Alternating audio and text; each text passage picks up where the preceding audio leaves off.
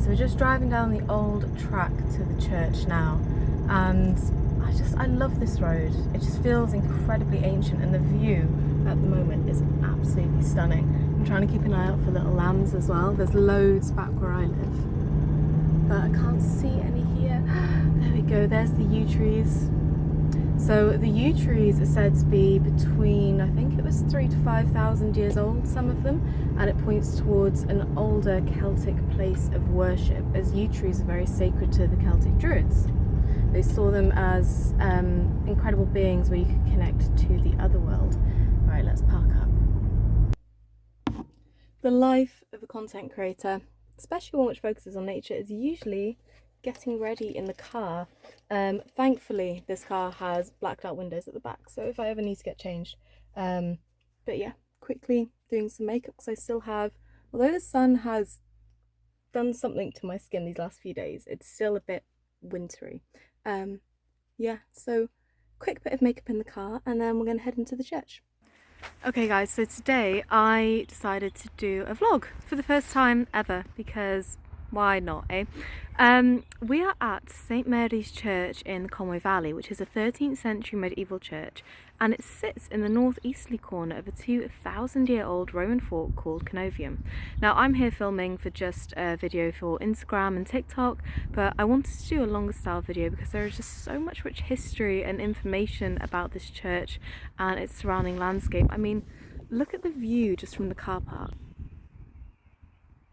And all over these hills are a number of ancient burial chambers, standing stones, hill forts, and also a number of other ancient churches. There's over to those hills over there, there is St Cullen's Church, which is dedicated to the 6th century Celtic saint. And this is the old road to the church itself. Now we're going to dive into a little bit more about the history and the archaeology of the church in a second, but I just wanted to take a moment to appreciate the view and imagine just how many people have walked down this road. So the church itself was built in the 13th century, so medieval period, and as previously said, it was on the site of a Roman fort, which is also believed to be on the site of a previous Celtic place of worship. So can you imagine the amount of people that have walked over this very ground? Thousands and thousands of years worth of worship and just energy that is being spewed into this area. Can you imagine also Roman legion marching down here? That should be quite interesting. And then druids meditating underneath these sacred trees. Okay, so there are a few ways you can get into the church. Now, that is the real entrance, but I want to show you this. So see these steps behind me? Let's flip the camera actually. So, during the medieval period, obviously people didn't have cars. What they did have is horses. So how do people get to church? By horses. So these steps were usually built around churches and other places such as taverns as a way for people to mount their horse after service. Imagine just standing here going to a beautiful service on some kind of equinox or solstice day, and then getting to mount your horse and ride down the dark age road back home or to the tavern, wherever you prefer. So as I've said, this is a 13th century medieval church, and it was built by the monks at Mainan Abbey, which is the nearby abbey for Conway. Conway was obviously constructed by Edward I as a foreign town during his invasion of Wales in the 13th century, and the monks who were originally at Conway were actually displaced by him, so they built this church instead as their sacred place of worship. Now we're going to have a look at these trees in more detail in a second, but these are said to be about 3,000 to 4,000 years old, which points them towards a Celtic place of worship, as the druids actually would meditate underneath not only oak trees but also yew trees as a way to connect to the underworld at certain times of the year, especially during festivals such as Samhain, which is the Celtic New Year and a celebration to honour the dead. So you'd have the oak trees during festivals such as the summer solstice and yew trees during the winter festivals. So up here we have a little bit of information about the Roman fort itself. So that's an artist's reconstruction of what it would have looked like. Pause the video to get a better view. Otherwise it would just be me in silence holding the camera up for a good few minutes while you have a look at everything. There we go. So the Roman fort, as it says here, was constructed in 75 AD, and it was the last in a line of defensive forts which stretched all the way from Chester in the east to in the west, and it was believed to have been constructed in 2 stages. Now you can dive more into this in some of the videos that I'll put on social media, but the 2 stages were essentially, the first is earthen ramparts and wooden buildings, and these were later then torn down and reconstructed in stone during the 2nd century. I don't know if the church is open, but we're going to have a look at it anyway. Honestly, I've come here on such a peaceful day and I am incredibly excited. One interesting thing about me, which some of you may not know, is that I absolutely adore medieval churches. There is something so stunning and special about them. Now this one, let's see if it's open.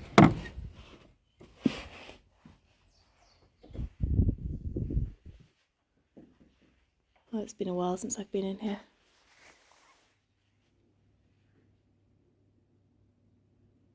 So you can see the original beams in the ceiling, the stained glass which is now protected on the outside, and even just how thick the walls are. They're about 2 foot thick. Fun little fact, years ago when I was an artist working freelance in this part of the world, I actually did an art installation, and we had a installation of images of the Conway Valley and local mountains, along with various light shows, and then held a event essentially where I found a storyteller and musician, and we did a dark age music and retelling of local folk tales, and it was incredibly special. The whole place was packed, but the atmosphere in here is amazing. It's really warm as well, surprising really. But there we go. So I think some of these areas were also built in a few different stages. I think this section is the oldest part of the church, and then these were add-ons during a later part of the century. I think you can even tell that with the difference in the beams.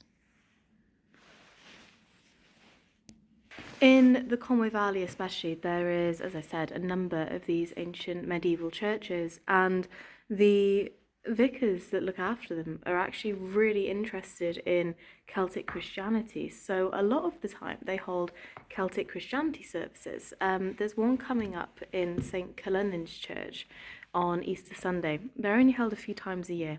Now Celtic Christianity is really interesting because it focuses not on the diminishing of pagan religions, but the understanding that paganism as a whole is all about the worship of nature and the natural world. So they have this huge, beautiful focus on getting people out into nature and enjoying the landscape around them. One of the local vicars here, Errol, who was in charge of this church when I did the installation, usually takes people out into the landscape during the equinoxes and the solstices. And I think that's such a beautiful melding of religions and a really nice way to incorporate old and the new without necessarily stamping out either. Okay, so I've just found a load of, do you remember that drought that we had in 2018? Well, a load of archaeology turned up in the landscape, and aerial photographers went absolutely nuts because you could finally see things that had been hidden for years, and loads of stuff was found. But this is really interesting to see. Wow, that's one of the yew trees. We'll go and take a look at those in a second. Look at that.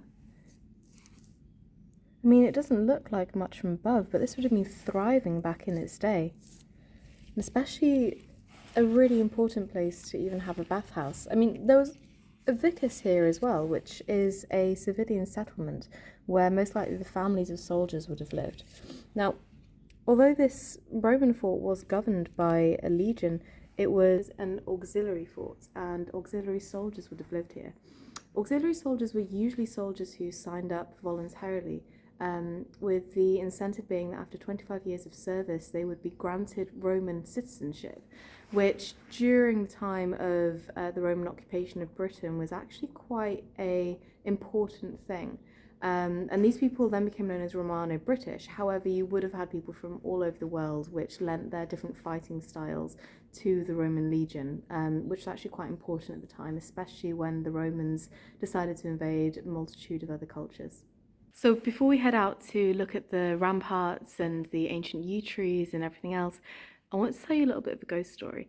So when I was here setting up for my art installation years ago, probably like 5 or 6 years ago now, there's a room, I'll splicing an image of the door in a second, which I think is where the vicar has his or her office. And I was setting up for this art installation, and I just hear this almighty knocking and walking around in there, and there was no one else in the church apart from me. Now, this is an old place, and there is people buried all over. You know, of course it's going to be haunted, or at least an atmosphere. There is some energy surrounding this space. But I didn't tell anyone, and about 6 hours later my dad was helping me set up for the lighting installation for the evening show, and he comes outside and lights up his cigarette and he goes, "I've just seen someone moving around in that little room over there." And I'm like, "Oh yeah?" He's like, "Yeah." And there was this strange sense that you didn't want to go into that room and disturb the person that was in there, but it definitely gave an added atmosphere to the place. I think the ghosts that inhabit this area were probably quite interested in what we were doing. Okay, let's go and find these yew trees. Honestly, it's such a gorgeous day. I did come here the other week, but it was just that little bit too windy, and unfortunately, well, I do have a microphone, but I'm terrible with using it because technology just eludes me, it really does. Right, I think that's closed. There we go. Isn't that door gorgeous as well? Oh, check this out.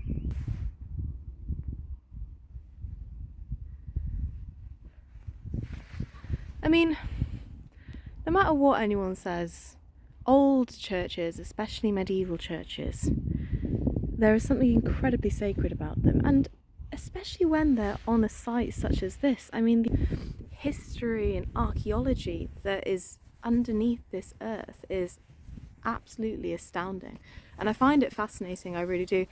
And most medieval churches, most places of worship today, especially the ones that were built in the Roman period or the medieval period, are usually built on older sites of worship because it was a way for a new religion to come in and essentially try and stamp out the older religion that was still probably quite prevalent in the landscape.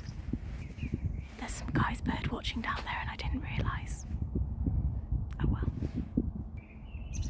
There we go, here's the yew trees. I think this is the biggest one.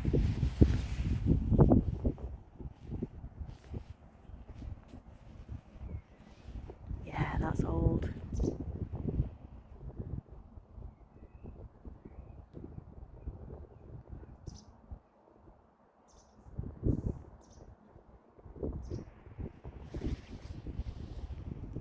Wind's picking up a little bit, so you guys may struggle to hear me. Oh, I think some of this has come down in the recent storm.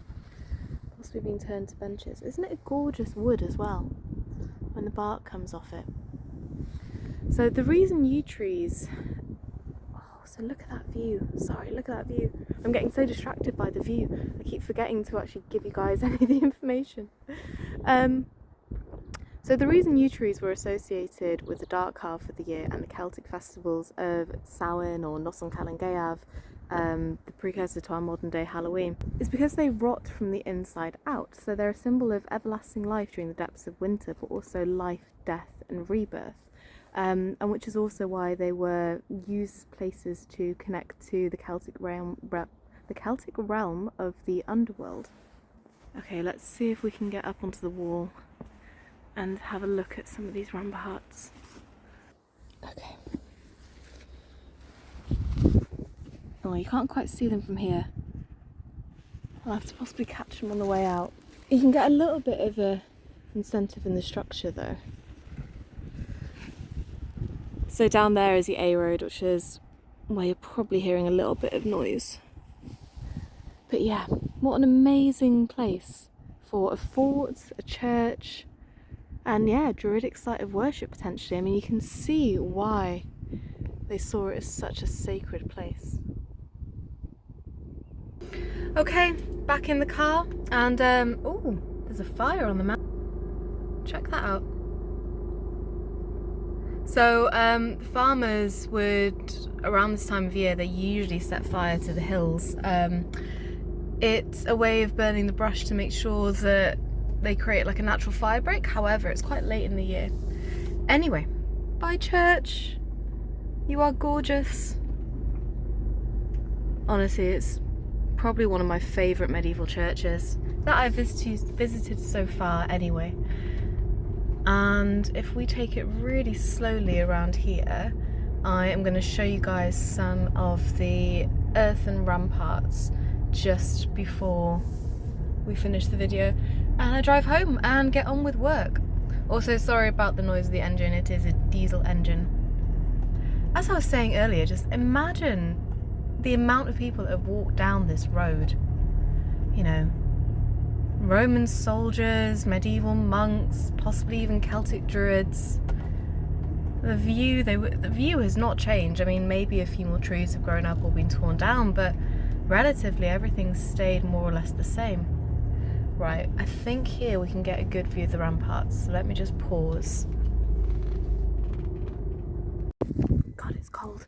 Well, it's cold in the shade, but warm in the sun. Okay, here we go. There we go, you get an idea of some of the ramparts. Let's see a little bit to this side as well. Hi sheep! That gentle slope there, they're all the ramparts. But yeah, most of archaeology, you can only tell what's left by looking at little lumps in the ground. But there we go.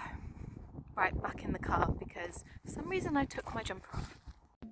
Right, back in the warmth of the car. Oh my god. See, I put up a story recently about whether I chop my hair or not, and I love the length, but it gets caught in everything, and I think it is time for a little trim. I'm going to keep it long though, but I think it's just time for a little trim. Anyway, I hope you guys enjoyed that first vlog. I promise I'll get better at them in the future, and if there's anywhere that you want me to visit and, I don't know, make a video about it, drop me a comment. But yeah, for now, that was St Mary's Church in Dolgarrog in the Conwy Valley, and if you're around North Wales, I highly recommend a visit. It is really gorgeous. There's Sunday service there every single week, and I think there is still some events such as some Celtic Christianity events that go on occasionally throughout the year. But yeah, anyway, hope you enjoyed that, and I'll see you all soon.